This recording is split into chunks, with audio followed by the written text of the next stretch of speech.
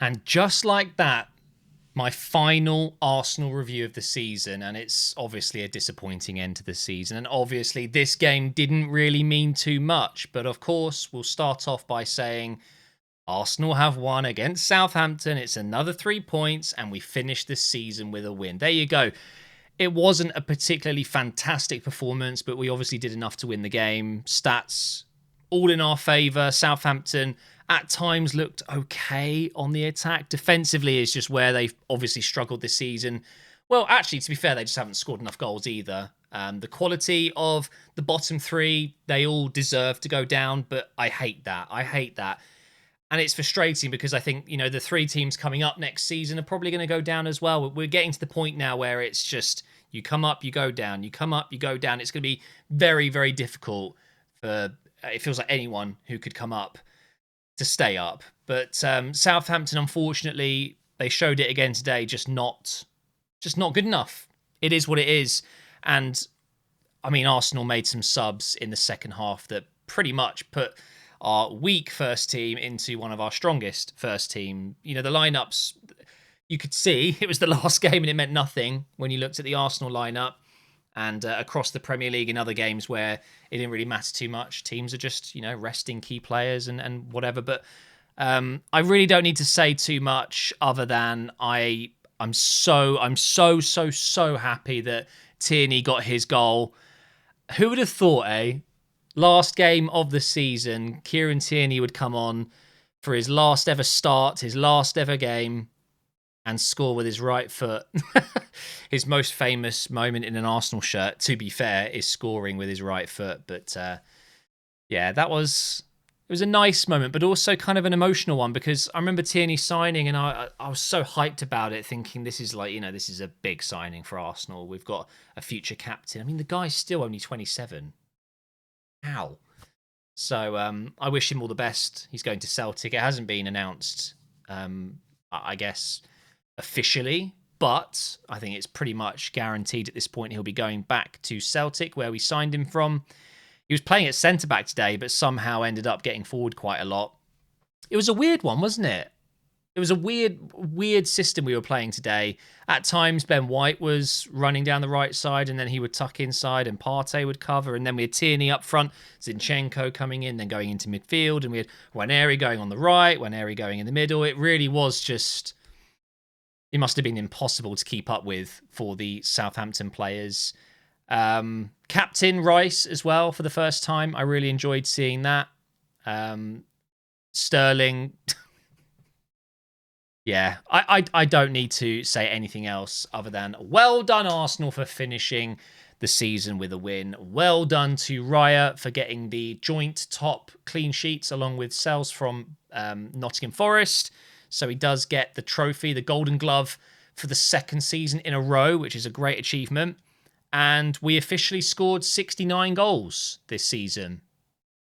Nice. So now let's talk about the things that really mattered.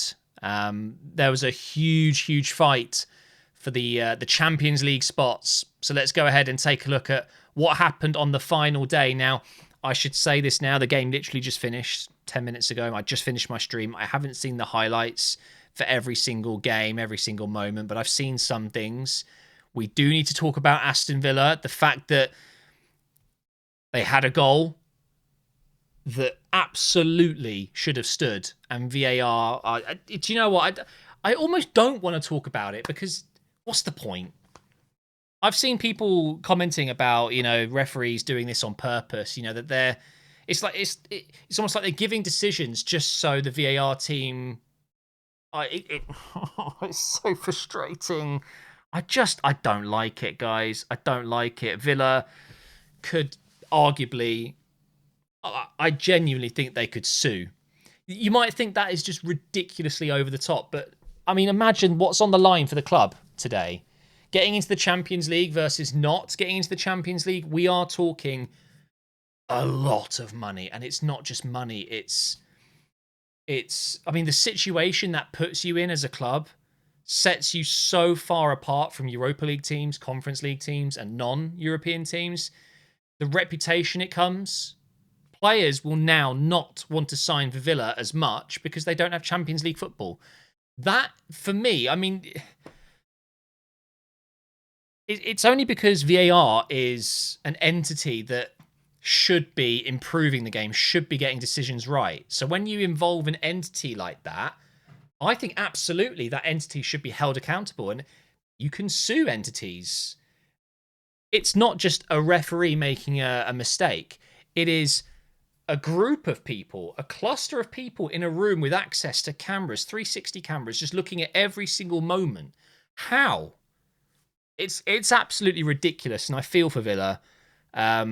Newcastle making it in by the skin of their teeth. I mean, that would have been shocking if they didn't make it. And I'm going to be honest, guys, the one thing I wanted from today was Newcastle not to make it into the Champions League, because I want Isaac. And I think if Newcastle didn't get Champions League, maybe it makes that deal just a little bit more likely. But it's obviously not going to happen.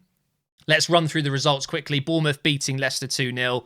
Bit of a nothing game. City 2-0 against Fulham away from home. That's a good result for them. They are in the Champions League.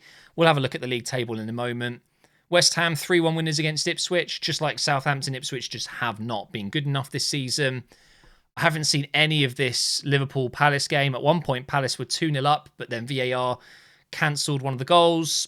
It happens. Gravenberch was sent off, but Liverpool still scored, and Salah is the top scorer, confirmed. I think we've talked a little bit about this. United, a 2-0 win. They finally win a game, and it's a game where I really would have liked Villa to have got something, because then Newcastle wouldn't have been getting through.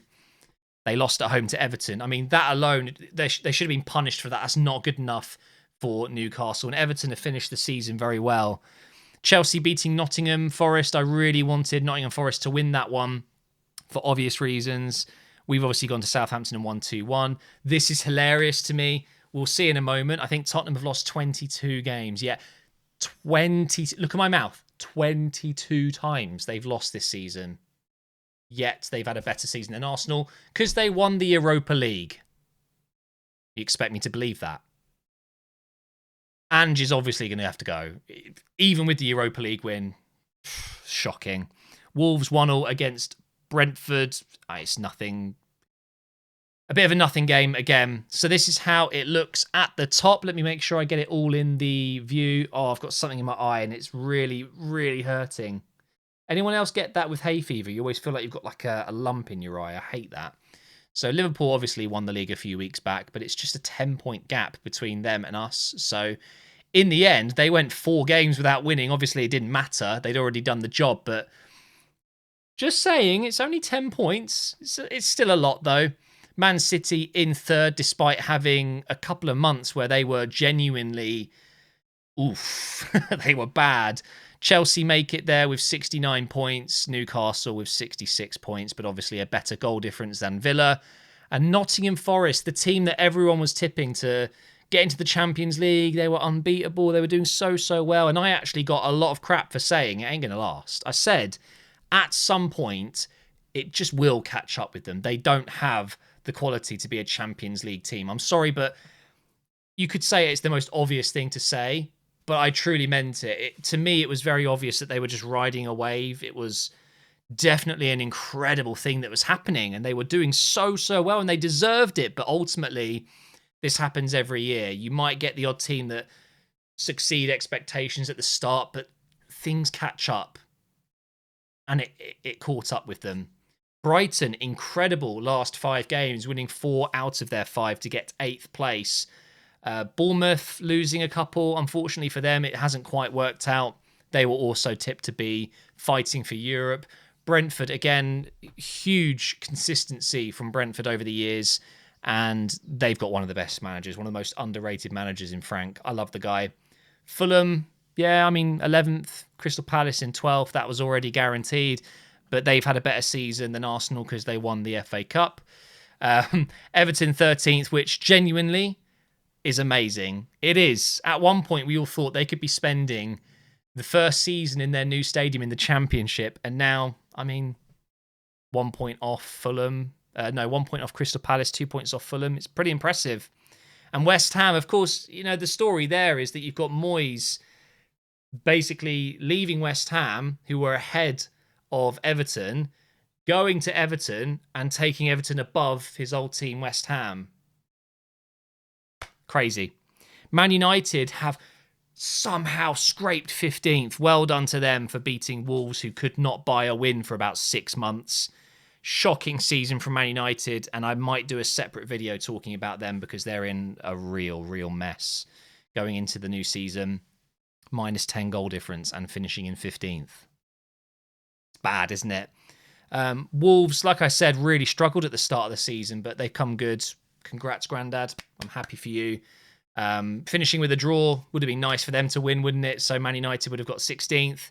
But this, I don't even need to talk about the relegated sides. They were all poo-poo, rubbish. But Tottenham, how? I don't understand this.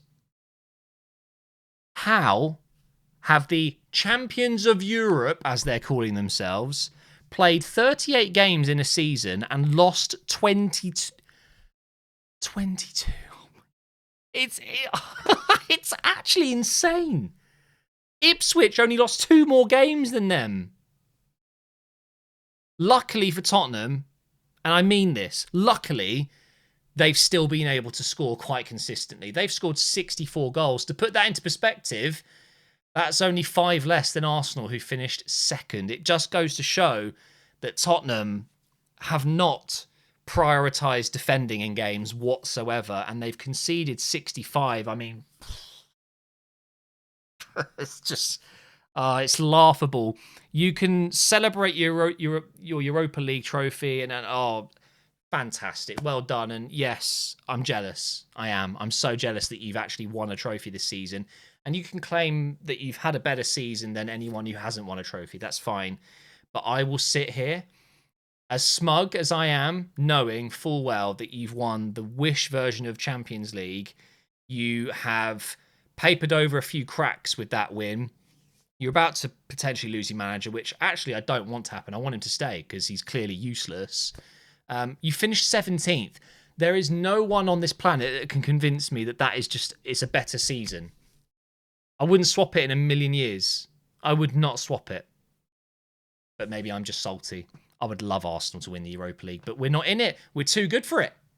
Sorry, we're going for the Champions League along with Tottenham next season. Let's see who gets further, shall we? And let's see who finishes higher in the table. Same with United. Obviously, they're not going to be in Europe, but I don't see Man United even getting close to European football next season as it stands. But there we have it, guys. It is done. Obviously, my streams have technically finished the watch-alongs of the season, but they haven't because we've got pre-season games that I might watch. So if you're into the thought of watching the Milan pre-season game, we might see a few new signings playing there. We could have Isaac? No, most likely Gyökeres or Sesko or whoever. But I will be streaming games as well. I'm going to do some F1 stuff. I'm going to do some Last of Us. And yeah, so just make sure that you check out the streams. But a massive thank you to everyone who once again has watched every, or maybe not even every video, but just watching Operation Arsenal every now and again. I appreciate it. I've been doing this for a long time, reviewing every single Arsenal game. And I've just finished another season. So, yeah, what a journey. Not a good end. Not a good end to the season, but could have been a lot worse.